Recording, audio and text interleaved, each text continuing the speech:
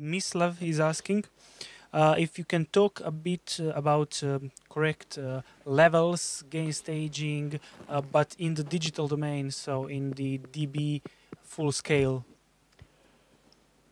Well, most importantly, don't clip your channels in any kind of workstation that you are using. The biggest minus that I see is that the majority of workstations by default, they have post-fader metering. What that means is that your meter on a track, can you switch to the screen please? That your meter on the track is showing a signal pre or post fader. You can see here that no matter what I do, this level stays the same. So this is pre-fader metering. It's not related to the fader anymore. Let me see if I have a shortcut here. I'm not really sure. No, not really. Let me just turn it on. So this is a pre-fader or post-fader metering, like in Logic, but majority of workstations have this. And you can also see that graphically the fader changes in the X. This is pre, this is post. What post-fader means that when I lower the fader, the level also goes down. And this is the situation that people have by default. So they put a shitload of plugins on a track and they boost gain on each one of the plugins, and in reality their track, if they put the fader to 0 dBs, so to unity gain, is clipping heavily, is going into the red like 8, 10, 15 decibels, I don't know how much. So what do? One thing is they insert a brick wall limiter so it doesn't clip anymore, but with that you just add more distortion. And or they lower the fader so it appears that the meters are in the safe zone. So this is not the right tactic. You should gain stage your plugins in a way when you have pre-fader metering or the fader set to unity gain to 0 dB without any kind of clipping.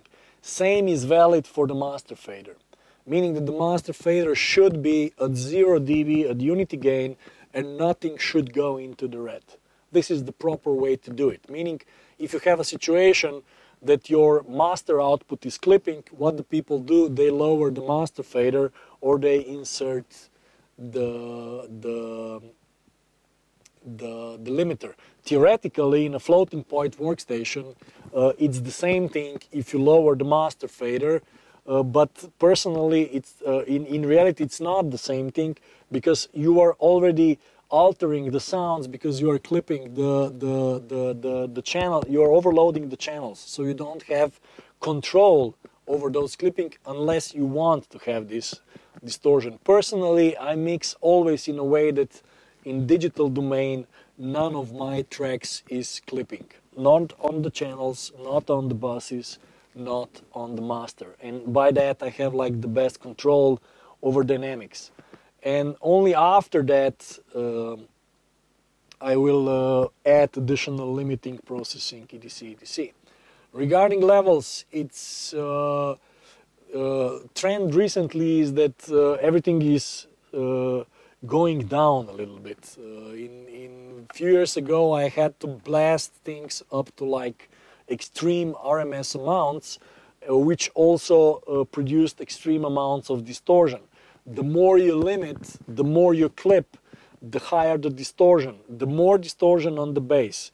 As I said before, the more you distort the bass, the subs, the more you get the square wave, the less will be the excursion of the speaker, the less the punch.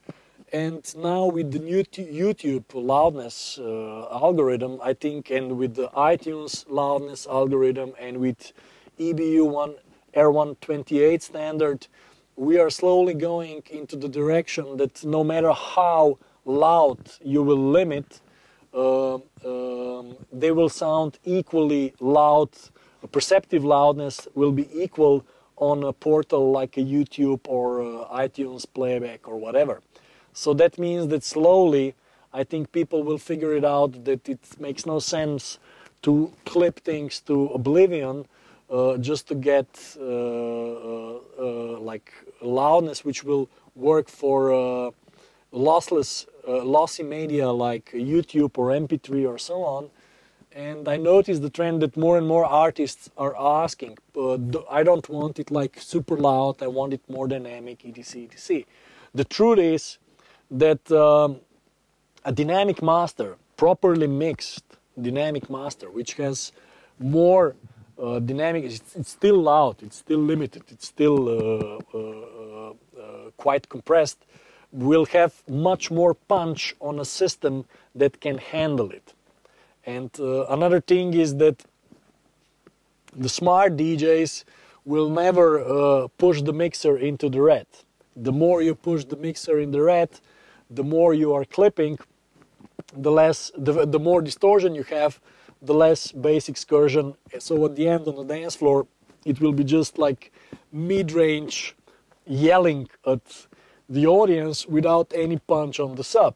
And the DJ afterwards, if he will like play the right introduction track, and it will lower the levels, so he will be in the safe area, it won't be distorting, he will get bass again, and the PA system will be capable of reproducing bass. And reality is that the good clubs will have systems which are more than capable of producing 3 times the SPL. So they have, so the whole system is so oversized that it's working at 50% of power, and that means that if it's working at 50% of power, if you have more dynamic music, it will be capable of handling those excessive peaks.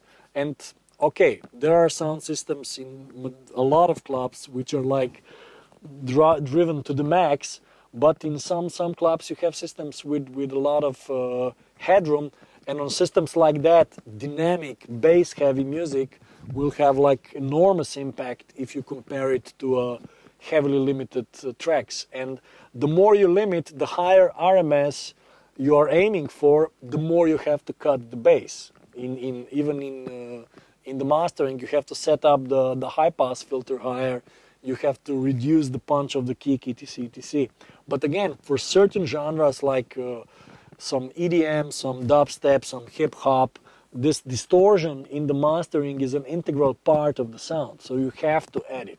I personally have this Vertigo Mix Satellite, which is a mastering router plus distortion generator. It has like 2 distortion generators where I can add controlled saturation to the signal, to the mid, to the sides, to the it's a multiband, so I can add to a specific frequency spectrum, CDC, EDC, because certain genres need additional saturation or distortion in the mastering stage. Certain genres can't tolerate distortion at all, so it's really specific. It's different from song and different from genre to genre.